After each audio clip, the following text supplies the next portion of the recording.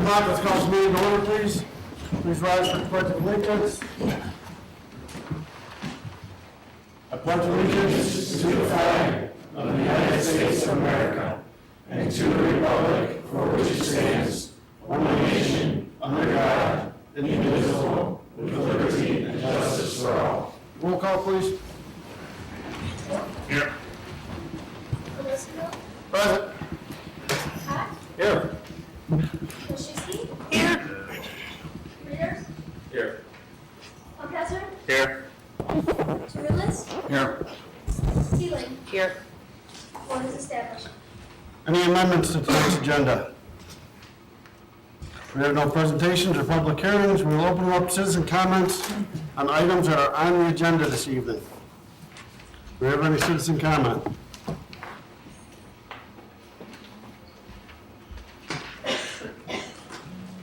Help yourself, Ms. Kramer.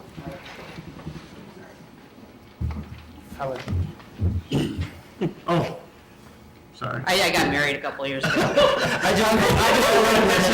About knew that. six. Yeah. That's okay. Everybody still calls me Kramer. Everybody said it sounds better. So, good evening. My name is Kelly Helen, and I'm here representing Ben and Regina Moe, the property owners of 415 Walnut Street in Yorkville. Barb Nielsen, the property owner of 417 Wall Street in Yorkville, and then Scott Flynn, or Francis Flynn, and Paula Corbin, who own 419 Walnut Street in Yorkville. My clients have filed a written legal objection that we would request be entered into the minutes and the record here this evening. Additionally, as a matter of housekeeping, Hartley Pearson, who is present and in the crowd today, would request to submit a petition that he obtains signatures of residents in Yorkville into the minutes and the record, as would Ben and Regina Moe. So if I could please approach and. You can give him the clerk.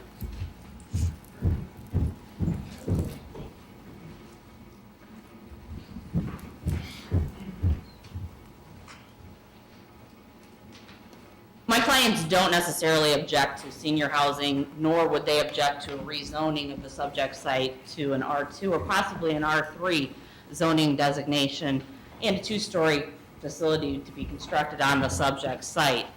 Essentially, my client's contention is the subject site, as proposed, is too intense, too high, and the petitioner is essentially trying to fit a square peg into a round hole. While we do understand there's a need in the community for senior housing, and in the event a senior facility went up each and every year, it would probably be filled to capacity. This particular project, as presented, does not comply with the City of Yorkville Code as it pertains to rezoning and the state statute, nor does it comply with the factors in LaSalle Bank versus Cook County and the Sinclair Pipeline cases. I'll keep it brief because I've probably beat it to death in the written report that we filed. But essentially, the need of the community and the community good or the greater good is only one factor that you as a city council should be viewing or looking at when approving or denying a rezoning and variance request. The other factors are the existing zoning, the trend in development in that particular area, the extent of diminished values of properties in the particular area, and the gain to the public compared to the hardship endured by the individual property owners. Other factors that should be considered are the suitability of the site, the length of the time that's been vacant, and the community need, along with whether or not your particular municipality has a comprehensive plan and what that comprehensive plan designates the specific site to be zoned as and used as, and lastly, the impact of traffic. We believe that each and every factor has not been provided, or petitioner fails to provide sufficient evidence for each and every factor except need of the community and traffic as it pertains to my particular clients.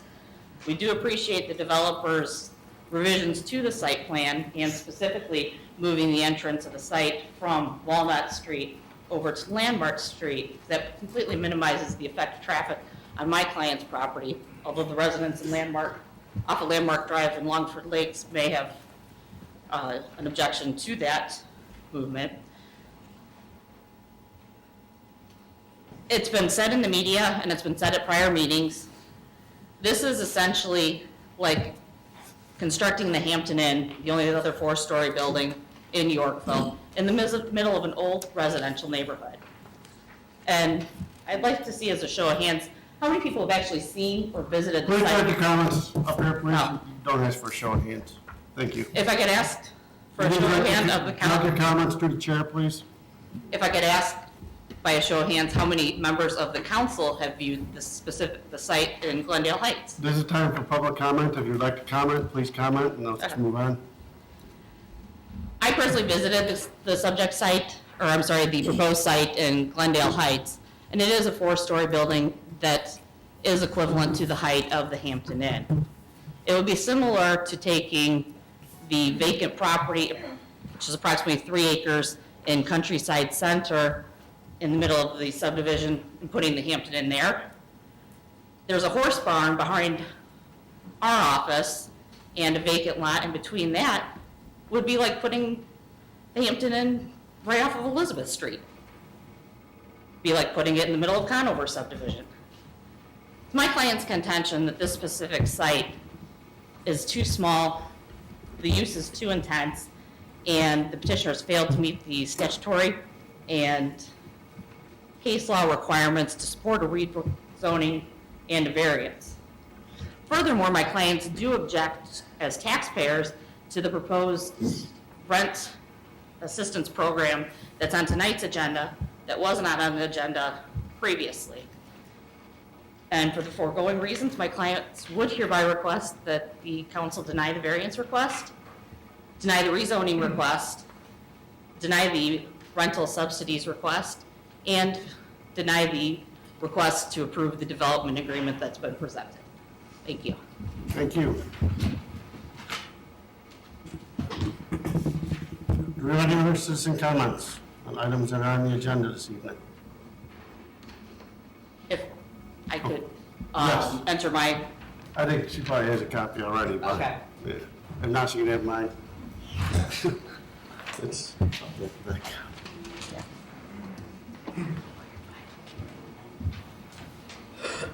I know you guys have all seen me before, and you're probably all sick and tired of hearing the same thing over and over again, so I'm not going to beat a dead horse.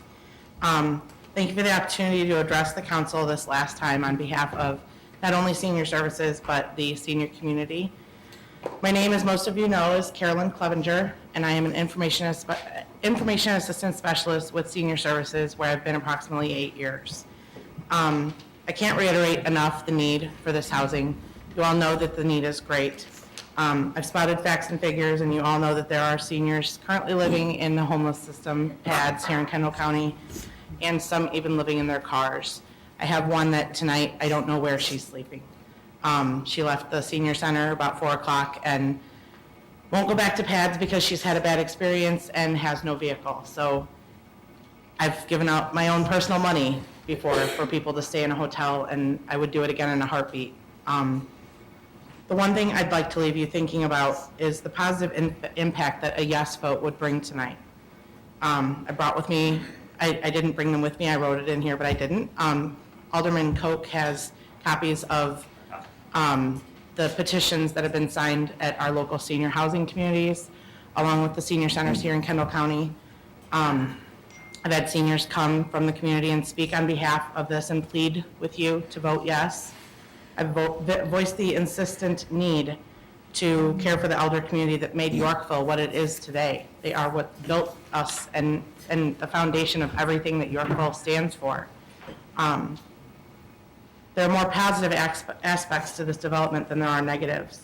Most involving the negatives are the aesthetics and the size, the look, the not in my backyard approach. If not there, then where? If not this one, then which one? If we continue to turn our backs on the developers that want to come to the community, they're going to stop coming. And that's my biggest concern. We as a community continue to turn our backs on the projects that are going to better the lives of those living here, then what type of community are we? Community is just defined as a group of individuals that, although different, are striving for the better good of the community. They look out for one another and they protect the most vulnerable, which is our seniors, our disabled, and our children. They weigh the pros and cons, and they do what's best for the bigger part. I ask you to vote with your heart and be willing to welcome a development into this community, even if it's not in this proposed site. I pray that it is, just because we'd like to get the ball rolling, of course. The longer we wait, the longer the need goes on. I was given a quote once that stuck with me: "Behold the turtle, for he makes progress only when he sticks his neck out." And I ask you all to consider that tonight when you make your vote. I truly believe that we need to stick our necks out once in a while. I think that this is one of those once in a whiles. We need to do what is best for the slew, as Alderman Frieders put it. I've laughed about that now for a couple of weeks now. Consider the slew and not the few. Thank you for your time and consideration, and thank you for hearing what I have to say. I think you guys definitely don't make enough money for what you do, and are really in a hot seat tonight. So I do hope that you make a vote for the best of the slew and not the few. Thank you. Thank you, Carolyn.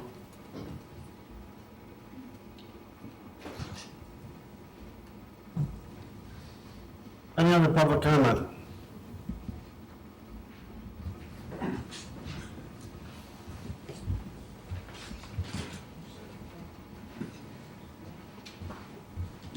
Good evening, Your Honor. I read the story and everything, and I've heard the comments, and I understand the people's concerns. There's a couple of things. All this is nothing but a Band-Aid. I appreciate the poor people, the elderly, have no place to go. This is government's fault. These elderly people would not need a place to go if the damn property taxes weren't so high, if income taxes weren't so high, if there weren't more regulations on the products and services offered to the senior citizens, those products and services could be made affordable. This is a government problem. Government here is the problem, not the solution. And I have seen this time and time again. Housing for the poor. It was in East Berlin. It was in communist Poland. It was in communist Czechoslovakia. These places then become slums. And just because the majority votes for it does not make it law. Remember, in a democracy, 2 wolves and a sheep vote on what's for dinner. Our Constitution guarantees us a Republican form of government. In a Republican form of government, 2 wolves and a sheep vote for what's for dinner, but the armed sheep contest the vote, and I contest the vote. Majority does not make law, and the law is not the law. I keep hearing this, we have to adhere by the law. The law is not the law, always. There was the Fugitive Slave Act that says if you find a runaway slave, that person has to return that slave. I ask that you look at Ms. Noble over there. How many of you here would say, I would have returned your ancestors because the law says that I have to return them? The biggest question here, and the thing that this council has to answer, is what have you done to protect the senior citizens? Our senior citizens, once they retire, their property taxes should be cut in half. And I'll take it one step further. Any senior citizen who is a veteran or is the widow of a veteran and lost a spouse in the war should not have to pay property taxes at all. That's our responsibility to take care of that person. The right to take care of people is a religious principle. It's a humanities principle. That is our responsibility. It is not government's responsibility.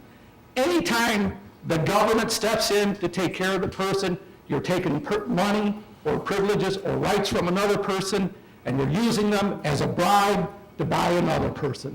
That's all it is. It is the most dangerous. I know it sounds good. on the face, you're trying to take care of a certain demographic, and I appreciate it. But this is the most dangerous thing we could ever do. I guarantee it. And I would ask this council, I would challenge this council, name 5 things you've done to protect these senior citizens from an overreaching government. 3. Name 3. Can you name 1? This is the problem. We don't work to take care of our senior citizens' real problems. Your Honor, I object, and I would remind these few homeowners who object to it, that is their right. It is our responsibility to take care of them, not to submit to the majority. That is the right thing to do. Remember, we all have rights, but my rights end where yours begin. The property builders have a right to develop, but their rights end where the homeowners' properties begin. Thank you, Your Honor. Thank you, Jesse.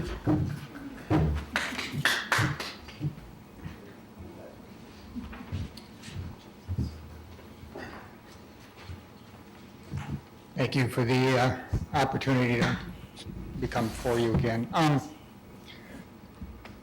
This is my 3rd time speaking. There's a couple of things that I want to... Please state your name for the record. Scott Flynn, 419 Walnut Street. There's a couple of things that I've heard from the developer that I understand makes a lot of sense for their development. One is that the dot with the circle around it that encompasses all the entities that will provide services for the seniors. Well, if you take that dot and you move it north of 34, and either east or west of 47, it does the same thing. And probably even better. And the garage thing that they're trying to sell is so wonderful to the seniors. The only reason they're putting the garage under it is because there's no room for parking. The other reason that they're interested in this piece of property is because, yeah, it's cheaper than the property north, east and west, because it's zoned R1. Anything that would be zoned properly for this, of course, would cost more. So that's kind of I understand the idea of making money and being profitable. That is their right. But they're selling it to us like it's some kind of righteous thing that they're doing, and it's not. It's about them. And I agree that the seniors need to be taken care of. We've seen this before. I've seen it in other communities where developers come in and they have all these grandiose ideas and they sell it to the council and they sell it to the mayor and they sell it like it's such a good idea. They get what they want and they're gone. It happens everywhere. They're very good about it. That's what they do. They're professional. And as far as figuring out where this goes, I'm sure the city has some kind of comprehensive planning, long-range planning that includes something like this, some kind of development like this. But I'll bet you in that comprehensive planning, it isn't rezoning R1 to R4. Because if it is, that doesn't make sense. And then for that to set precedents for this city, that you can just take a residential R1 and rezone it to R4, does that mean that you're open for that at any given time? It does. Precedent always rules. Because they can go back to it and say, well, you did it for him, why can't you do it for me? So be careful what you're doing. I know I'm sticking up for my best interests and the interests of my neighbors. All of them. I have some of the finest neighbors anybody could ever want. These are good people. These are sharing people. These are people that take care of their own and take care of others. We're not the enemy here. We're residents, we're taxpayers. We do the best we can. And for you to shove this down our throat, and for your grandiose idea to put this in an R1, because it's cheaper than something that would be zoned otherwise, only means it's to their benefit, not to the benefit of the seniors. I thank you for the opportunity again. I know you're on the hot seat. I've been on boards. It's not always easy. But it is easy when you check your heart and you do the right thing. You can never go wrong with doing the right thing. Plan for this senior housing, but put it in the right spot. This is not. Thank you very much. Thank you, sir. Any other comments?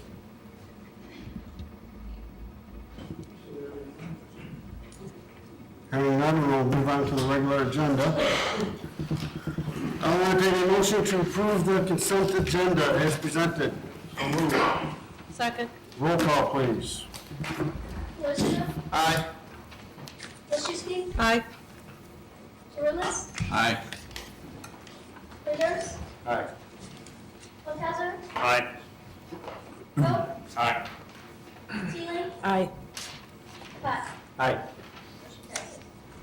I'll entertain a motion to approve the minutes of the regular city council meetings of January 12th, 2016, and January 26th, 2016, So moved. as presented. Do we have a second? Second. Comments, questions, corrections on the minutes? All those in favor of approving both sets of minutes as presented, please state aye. Aye. Opposed? Okay, on the mayor's report, I will entertain a motion to approve an ordinance amending the number of members of the plan commission and authorize the mayor and city clerk to execute. Second.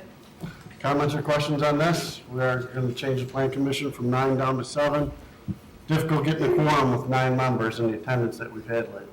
I just had another plan commission member resign today, so we have another opening.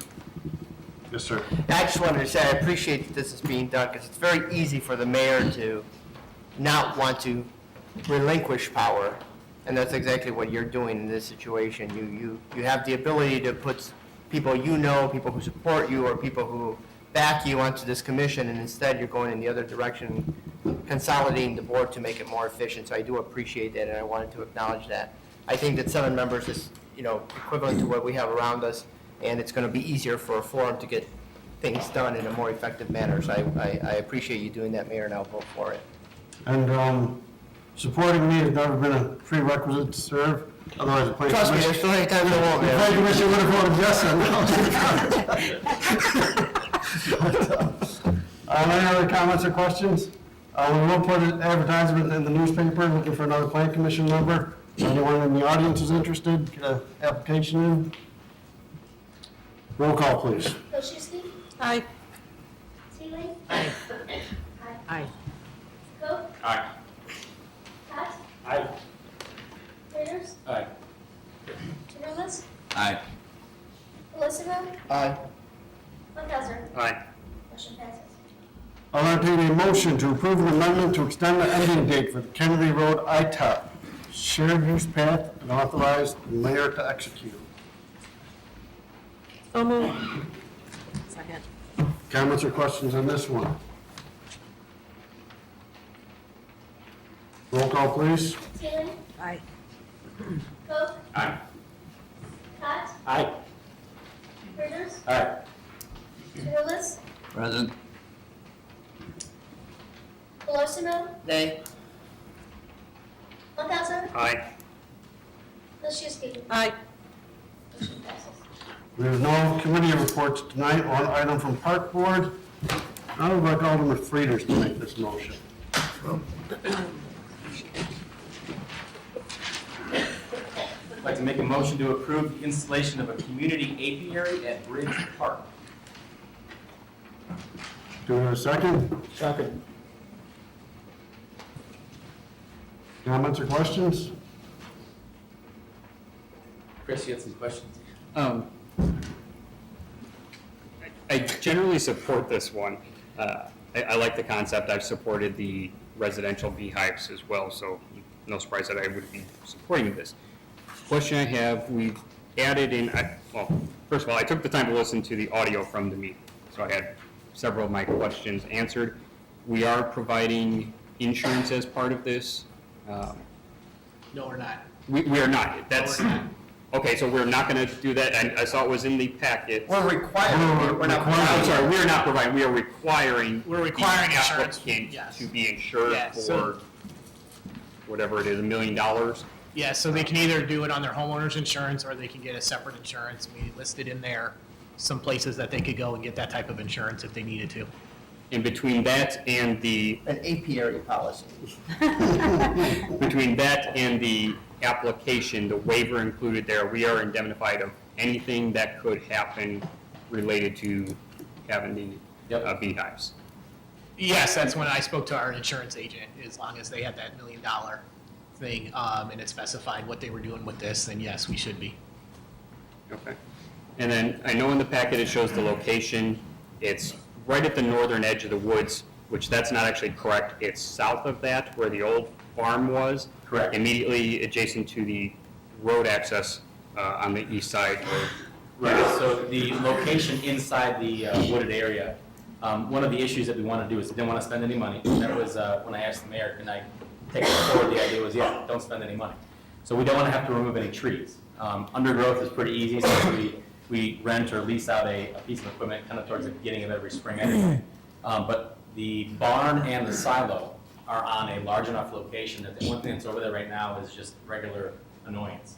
So with the scrap kind of, all the large scrap kind of moved out of the way, it's just an empty lot surrounded by trees and kind of covered anyway.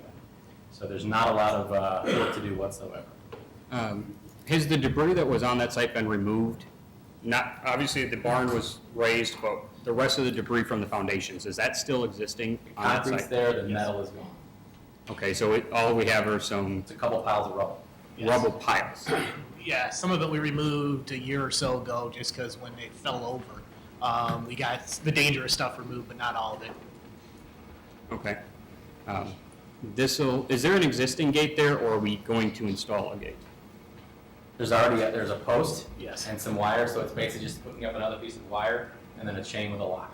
Okay, will there be any signage for Yeah, the? there's gonna be a sign. They want to do all four corners, but nobody really has the guts to go all the way back to the forest because of the amount of poison ivy and stuff like that further back. How far into this area are they going to be allowed to go? Pretty much only the area where it's kind The of clearing? Right. Will we define that and make certain that it's? Yes. Good, yeah. Yes. I would yes. like to see that it's restricted to a certain area for, with this being a public park, with it being gated, if it's just a wire, that's just to prevent vehicles from going in and out. I assume it's not, we're not fencing this in. No. So I just want to make sure that it still is a public park. If somebody did want to go through the rest of the wooded area at their own risk, they could. But I want to try to keep this contained, Good point. just in a nice, neat manner. And Sure.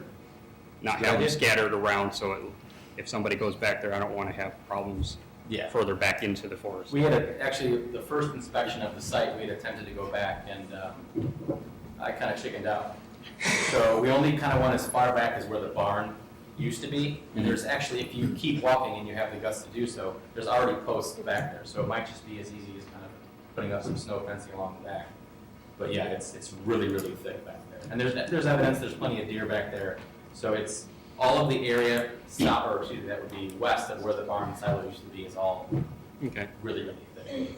I know you volunteered your time to do some brush did. hogging out there and remove that thing. Well, the original idea was that this could be all volunteer, then there would be nothing on the city docket. It would just be kind of a pet project. Thankfully, we have 2 city staff members that are beekeepers who are also interested in the project. And then from time to time, we do have swarm calls where a large congregation of bees kind of ends up on a flag post or something innocuous like that. So staff has had the opportunity to kind of, all right, what do we do with these bees? And if they're on the clock, they can't take a box full of bees out to their bee farm. So this would also allow us a place to put the things that we catch that are wild, and then kind of figure out what to do with them from there, as opposed to just calling somebody else. Because we do have 2 more than capable members on staff. With those staff, this will be absolutely minimal for their amount of time that'll have to be put into this project to keep the Absolutely. cost, just in administration of the program. Absolutely. The application of $25, is there any limit on the amount of beehives an individual can have? It is set at 3. Okay. That's it. You got your answer. Yes, sir, just to follow, how close are these bees going to be to the nearest ball field?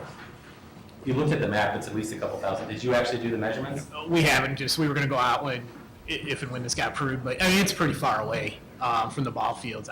We don't envision any problems with that at all. Yeah, anybody who's kind of grown up, at least a little bit further west than here, the bees that bug you at ball games are shiny, and they're instruments of evil and should be incinerated on site.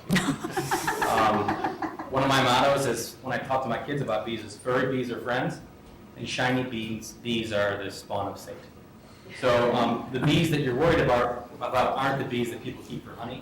Honeybees are the only bees on the planet that give us something to eat, whereas wasps and yellow jackets and wasps can die a fiery death. So this is more of it's an attempt to kind of, number one, educate the area. We have a lot of people that wanted to get involved with beekeeping.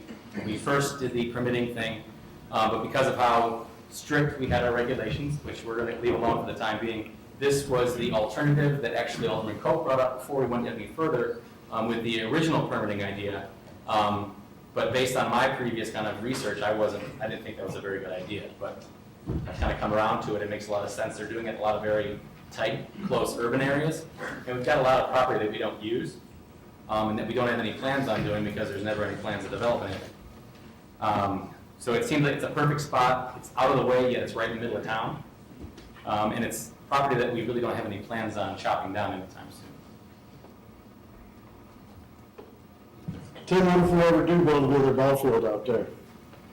This wouldn't interfere. It would interfere with that, because you still have the open grass area that, on the south side of the three ballparks right now. So you could potentially, and we've looked at it, of putting a fourth ball field out there still. And the other beautiful thing is that the city doesn't own anything besides the property. Everything else is the beekeeper's property. Anyone else? Roll call, please. Cook, Aye. Hot, Aye. Bitters, Aye. Torres, Aye. Pelosimo, Aye. Funkhauser, Aye. Wilczewski, Aye. Sealy. Aye. Okay, under Plan Commission, we have 3 ordinances for the GC housing development. 2? Ordinance rezoning, ordinance review. How come mine says 3? Motion approved. Oh, the third one are the agreements. Oh, Yes. we're part of it. Yes. I'm sure the developer wants to say a few words. Do you want to do the motions first, or you guys can speak first, and then we'll do the motions. Go through the motions.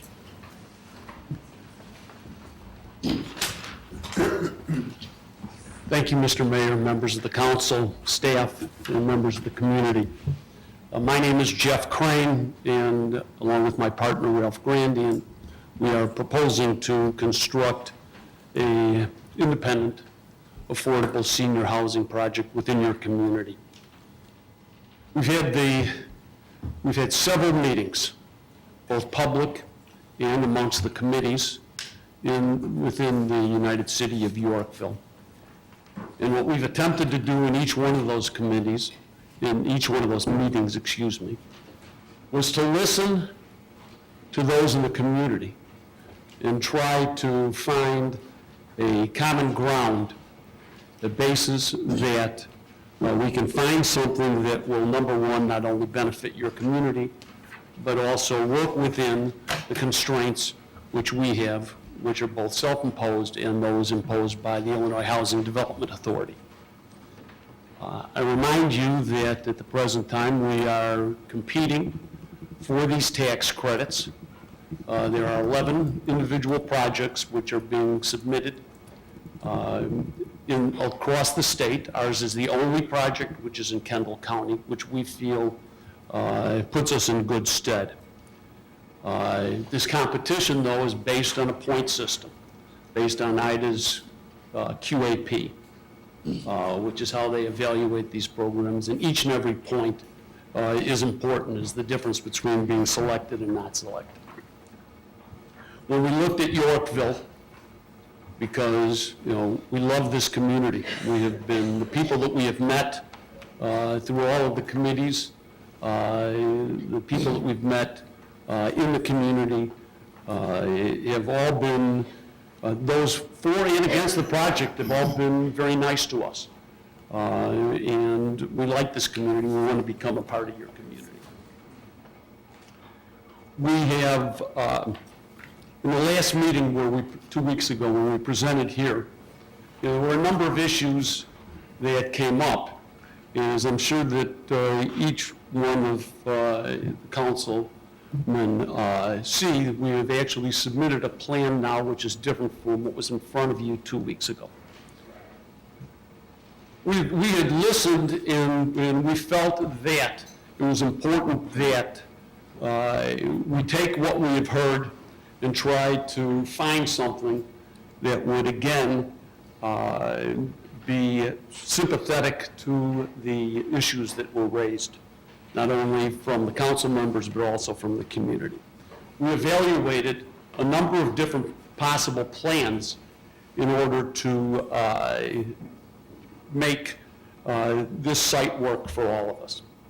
We looked at the possibility of making this a 3-story building. What we found was that, and we could have done that in 2 different ways. We could have put our parking outside and fully met what the requirements were of Yorkville, because the requirements for a senior housing project like this is a half a spot per unit. We felt that was totally insufficient.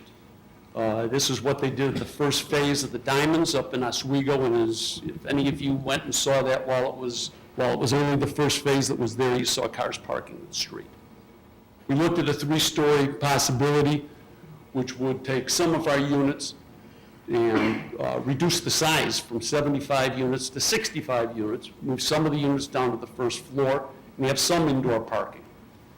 We felt that that was not right because we feel very strongly, although the economics of our deal are much better, we felt very strongly to put the parking inside.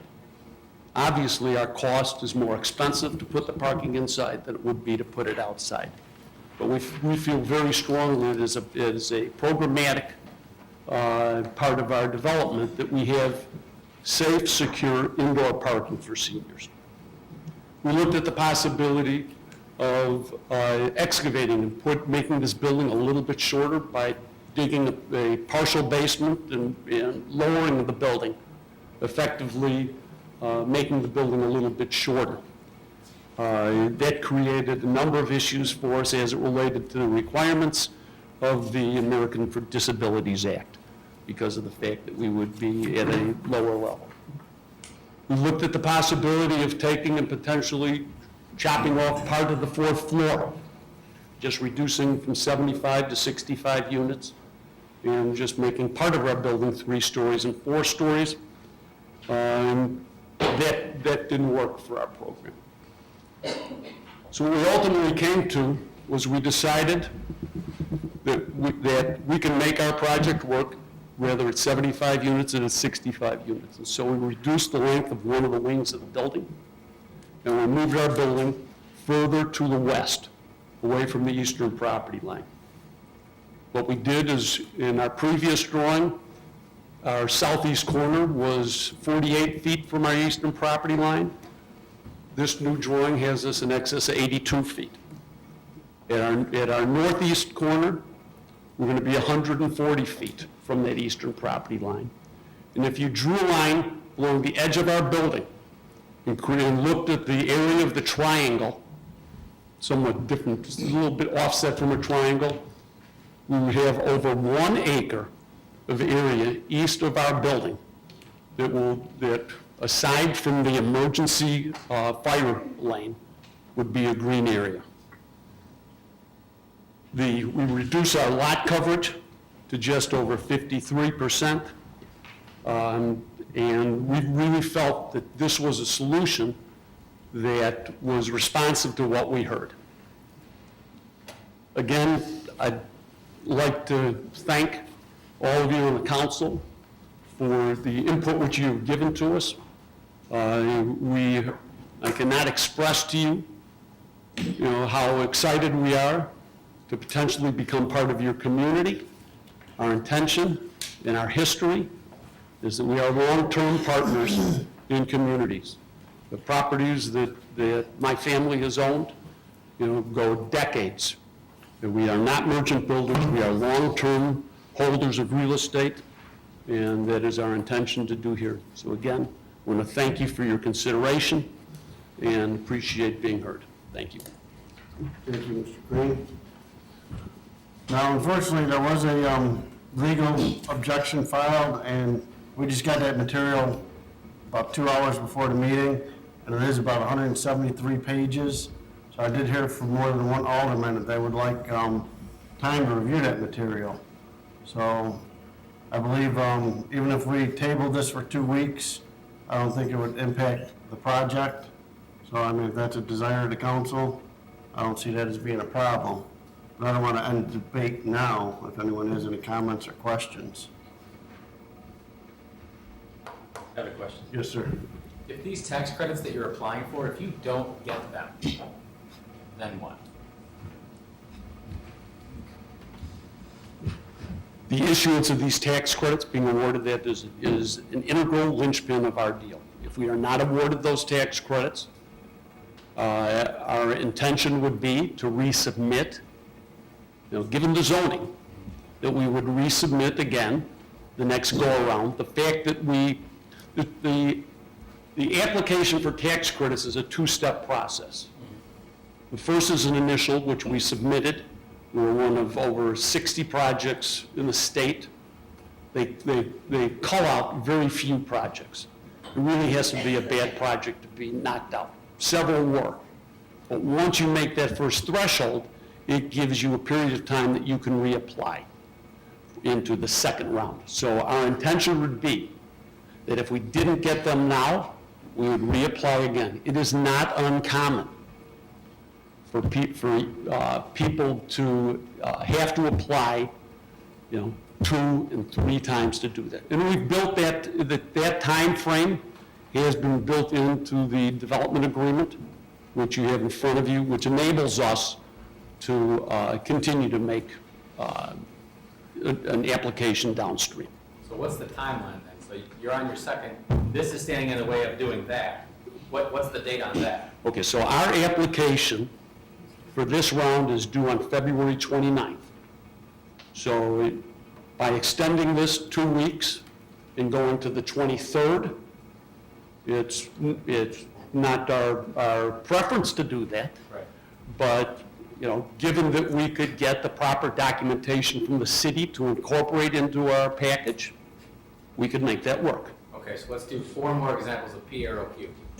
If this is a no, let me start over. If this is a yes, and that's a no, when is your next resubmittal date? March? Well, no, that's for a first round. That's for a first round. You know that, Andy? Yeah, March 14th. But that's for a first application. Right. You're asking when we would find out? No. When's the next second round application go in? I thought you said September. July 11th. And the 3rd of July 11th. Okay. Okay. All right, so yes here, no in February. What about a no in July, We still have the ability to go another time.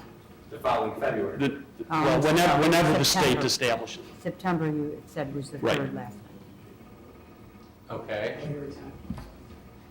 If this is a no, you can't submit in February, correct? No, if this is a no, It's a no. then it's a no, and we pack up our bags and we leave.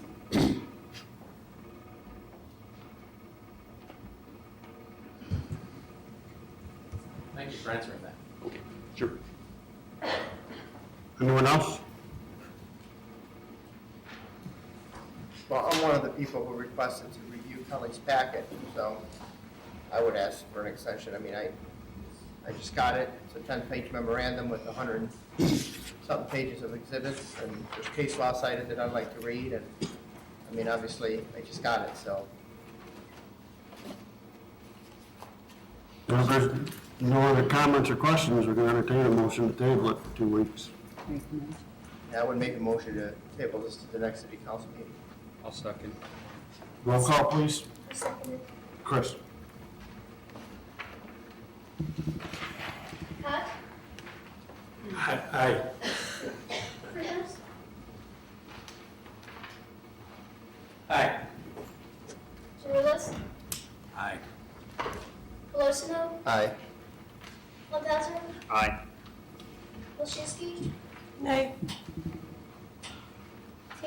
Nay. Cook. Aye. Okay, so we will revisit this in 2 weeks after everyone has had a chance to review all the new material. I have no ZBA or city council report, city clerk's report, no report, community and liaison reports. Yes, sir. Real briefly, school board last night, I will say that they heard the request from GC Housing to have a waiver of their impact fees. The board at their committee of the whole was receptive. That is up for 2 weeks for discussion.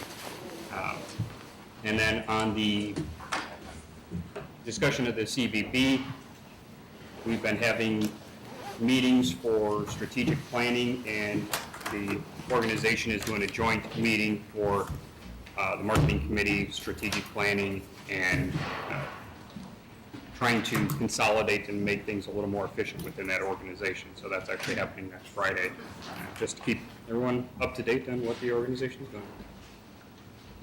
Any other community and liaison reports?